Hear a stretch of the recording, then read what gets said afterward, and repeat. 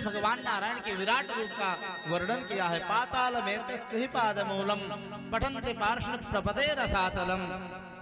पूरा विश्व ब्रह्मांड विराट भुवा नारायण का दिव्य रूप है। पहाड़ भगवान की विराट नारायण की अस्थियां हैं, नदियां नाड़ियां हैं, वन के वृक्ष जो हैं भगवान के रोंगटे हैं। ब्राह्मणों की मुख से उत्पत्ति हुई, क्षत्रियों के बाहुओं से, भगवान के जंघे से वैश्यों की, चरण से शूद्रों की उत्पत्ति हुई। ऐसा सुंदर विराट भुवा पुरुष का वर्णन किया। हे राजर्षि परीक्षित, उस परम परमात्मा की प्राप्ति के लिए दिव्य योग के द्वारा सुगमता से पाया जा सकता है। उसके लिए 4 चीजों की आवश्यकता है। जितासनो जितश्वासो जितशंगो जितेन्द्रियः स्थूले भगवतो रूपे मनः संधारयेत् धिया। साधक आसन जीते, संग को जीते, मन पर विजय प्राप्त करे और स्थूल रूप में भगवान के चरणार बिंद में अपना मन को धारण कर दे, स्थित कर दे, तल्लीन कर दे। जिसे अनेकानेक लोक की देखने की इच्छा है वो अपने अशुभ प्राण और इंद्रियों के साथ जाए, स्वर्ग आदि लोगों का दर्शन करता है। कुछ भक्तजन अपने हृदयाकाश में चतुर्भुज नारायण का दिव्य ध्यान करते हैं। शंख चक्र गदा पद्म धारण के वे नारायण के चरणार बिंद का स्तवन ध्यान करना चाहिए।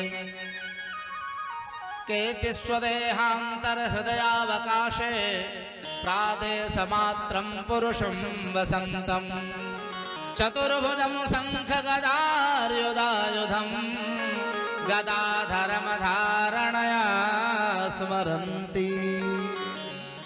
सत्य मुक्ति क्रम मुक्ति का वर्णन किया। आगे सुखदेव जी ने बड़ी ही सुंदर परीक्षित जी के संसार सृष्टि विषयक प्रश्न को सुनकर के भगवान नारायण की स्तुति मंगलाचरण की 12 श्लोकों में नमः परस्मै पुरुषाय भूयसे सदुद्भवस्थान निरोध लीलया गृहीत शक्ति त्रतयाय देहिनाम अंतर्भवाया निजलक्ष्य वर्तमने। जिन भगवान का मंगलमय नाम समस्त पापों को नष्ट करने वाला है, जिनके चरणार बिंद का ध्यान समस्त सुख संपत्ति को प्रदान करने वाला है, जिन भगवान के भक्त के चरण को यदि कोई भक्त पकड़ ले तो वह महापापी से महापापी भी क्यों ना हो, वह भी समस्त पापों से मुक्त होकर के और परम मोक्ष को प्राप्त करता है। किरात हूणांध्र पुलिंद पुलकशाह। ध्यान देना दिनेश जी, इस श्लोक में शुकाचार्य जी ने पापी जीवों का वर्णन किया है, जिनका जीवन सदा पापमय होता है। किरात, हूण, अंध्र, पुलिंद, पुलकश, चांडाल आदि। किरात हूणांध्र पुलिंद पुलकशाः आभीरकंकाः यमनाखसादयः येन्ने च पापा यदुपाश्रयाश्रयाः शुद्ध्यन्ति तस्मै प्रभवेष्णवे नमः। महा से महापापी भी क्यों ना हो, भगवान के भक्तों का चरण आश्रय ले ले तो वो भी समस्त पापों से मुक्त होकर के और परम दिव्य सद्गति को प्राप्त करता है। इस श्लोक में एक वाक्य आया है पापा, ये नीच पापा। और आज के बच्चे अपने पिता को क्या बोलते हैं भैया, क्या बोलते हैं? पापा। पापा शब्द बड़ा अपवित्र वाक्य है सज्जनों। पापा शब्द बड़ा ही अपवित्र वाक्य। पाप का मतलब, पापा का मतलब पापों का जो समूह है वो है पापा। एक श्लोक शिव जी का भी आता है, गोविंद जी, निरावलंबस्य ममावलंबम विपाटिता शेष विपत कदम्बम मदीय पापा चल पाप संभम। इसमें भक्त अपने आप को दीनता के कारण, हे प्रभु मैं पाप का समूह हूँ, मदीय पापा, मैं मुझ जैसे महापापी को आप कल्याण करो, आपकी शरण में मैं आया। तो पापों का जो समूह है वो पापा होता है। जो समझदार बच्चे होते हैं ना, वे अपने पिताजी को पिताजी बोलते हैं, पापा नहीं कहते हैं। लेकिन आजकल के जो बच्चे कुछ ज्यादा इंग्लिश मीडियम हो जाते हैं, ज्यादा बुद्धिमान समझते हैं, वो पापा कहते हैं। और कुछ ज्यादा इंग्लिश पढ़े वाले लड़के डैडी कहते हैं। क्या कहते हैं? डैडी। और बाद में बोलते बोलते वाणी में विकार आ ही जाता है। तो जो ज्यादा पढ़े लिखे लगते हैं ना, वो डैडी से भी डैड बोलने लगते हैं। क्या बोलने लगते हैं? माम डैड न जाने क्या बोलते हैं, बकरे की तरह मैं बोलते हैं। अब डेड बॉडी तो आप लोगों ने सुनी होगी, मृतक बॉडी को डेड बॉडी कहते हैं इंग्लिश में। तो भैया जीते जी अपने बच्चों से कह दो कि आपको ऐसा न पुकारे कि जीते जी मार डालें, डेड बॉडी बोलने लगे, डैड डैड डैड करते डैडी के डैड आ जाए। और पापा तो कहते हैं चलो कुछ चलेगा, लेकिन कोई बच्चा मान लो थोड़ा हकलाता है, तुतलाता है, और कहीं वो अपने पापा को पापा बोल दिया तो क्या होगा? पापा एक जीव होता है ना, कोकरेच जिसे बोलते हैं कुछ लोग, और कोकरोच से माताएं बहनें बहुत डरती हैं। कोकरेच पापा इन लोगों के ऊपर चढ़ जाए और बाप रे बाप भाग जाएगी घर छोड़ के, क्योंकि उसका चरण बड़ा दरबीला नुकीला होता है, कठोर होता है। तो भैया पापा कह लेना, लेकिन पापा कहीं ना कहते बच्चे, ध्यान देना। यद्यपि जो अच्छे बच्चे हुए सदा अपने पिता को पिता कहते हैं, बाबू कहें, तात कहें। इस प्रकार से शुकाचार्य जी ने बड़ी मंगलमयी स्तुति की हो भगवान नारायण की। आगे भगवान सृष्टि का सृजन कैसे करते परीक्षित जी ने पूछा है। एक परम परमात्मा नारायण निर्गुण रूप में पहले थे, भगवान नारायण रूप धारण किया। शास्त्र शीर्षा शास्त्राक्षा शस्त्रपात भूमा नारायण प्रकट हुए, चतुर्भुज रूप में हुए, महाविष्णु कहलाए।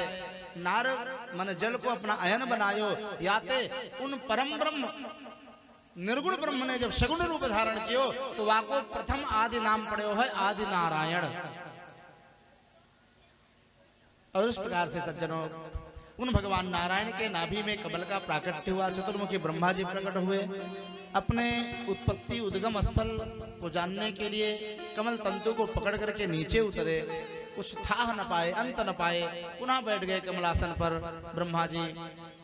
उसी समय आकाशवाणी होती है। शुकाचार्य जी कहते हैं परीक्षित स्पर्शे सुयत षोडश में कविंश निष्किंचनानां नृपयद धनम विदुः।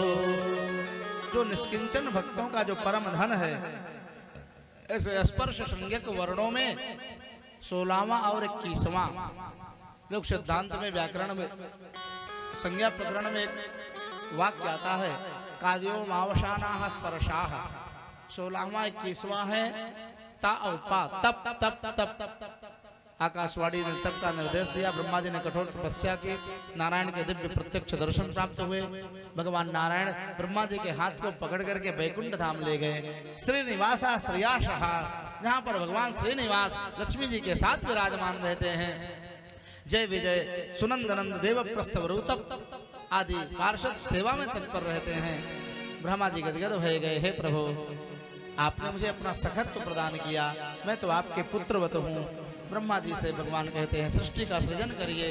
प्रभु मैं कैसे सृजन करूंगा, हमारे पास कोई साधन नहीं है, और फिर आपकी माया अहंकार मुझको नष्ट कर देगी, दुख देगी, अनेक प्रकार से बाधित करेगी, अतः हम कैसे कर पाएंगे। आपके अहंकार में माया के चक्कर में पड़ जाएंगे, कर्तापन का हमें अहंकार हो जाएगा, फिर साधन नहीं, कैसे हम सृजन करेंगे। भगवान ने इसी प्रसंग में ब्रह्मा जी को 4 श्लोकों का दिव्य भागवत तत्व का ज्ञान दिया है। ब्रह्म तत्व, जगत तत्व, माया तत्व और ब्रह्म तत्व का वर्णन किया। सज्जनों चतुश्लोकी भागवत इसी को कहा गया।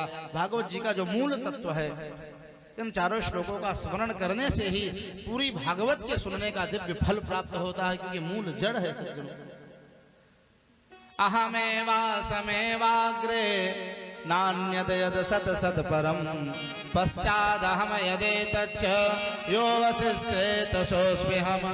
ऋतेर्थमयत् प्रतीयेत न प्रतीयेत चात्मनि तद्विद्यादात्मनो मायां यथा भासो यथा तमः। यथा महान्ति भूतानि भूतेषु चावचेष्वनु प्रविष्टान्य प्रविष्टानि तथा ते सुनते स्वहम्। एतावदेव जिज्ञास्यम् तत्त्वजिज्ञासुनात्मनः अन्वयव्यतिरेकाभ्यां यत् स्यात् सर्वत्र सर्वदा।